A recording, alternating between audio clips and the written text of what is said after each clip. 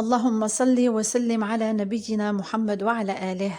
السلام عليكم أخواتي، رجعت لكم بفيديو جديد. حبيت نتقاسم معكم كيفية المقلوبات علمتها على أختي يمنية. وكما تعرفوا كل الوطن العربي يدير المقلوبة، وخاصة المشرق العربي، وكل واحد وطريقته. هذه هي الطريقة اللي أنا نعتمدها. أولا حطيت رطل نتاع الروز بسمتي في ماء بارد، نقعته في ماء بارد وخليته مدة ساعة كاملة منقوع في الماء. عندي قطعة نتاع اللحم هبرة، حطيتهم في طنجرة الضغط مع حبة بصل كبيرة ولا 2 حبات، قطعتهم رقاق مع البهارات: كركم مطحون، زنجبيل مطحون، والهيل أيضا مطحون، وفلفل أسود، والسبع بهارات أو راس الحانوت، كل واحد كيفاش يسميه، والزيت، وقطعة نتاع الزبدة أو سمن. ما ننسوش عيدان، أيضا عيدان نتاع القرنفل، تجي بزاف لذيذة هذا الكيفية، ونتمنى الكل يجربها. كما قلت لكم المقلوبة في كل الوطن العربي يديروها تقريبا، وخاصة المشرق. وانا هذا الكيفية تعلمتها على اختي يمنية، واللي شافت هذا الكيفية تصحح لي المعلومة اذا كانت هذا الكيفية يمنية او سورية او من اي منطقة بالضبط. مرقت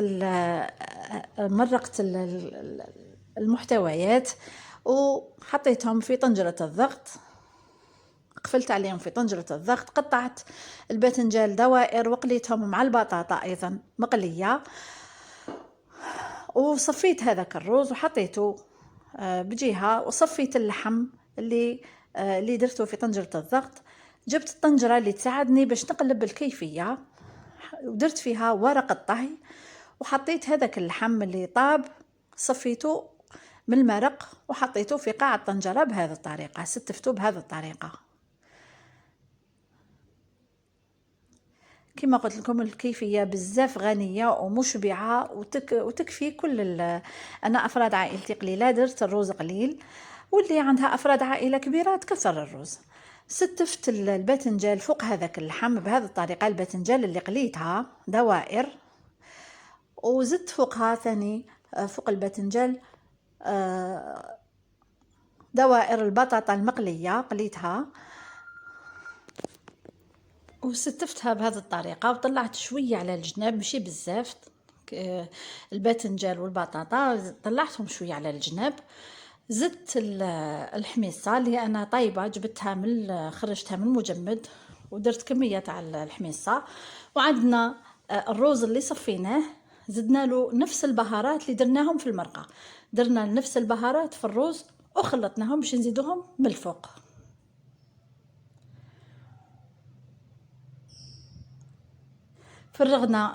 فرغت الروز فوق كل المحتويات والمكونات بهذه الطريقة.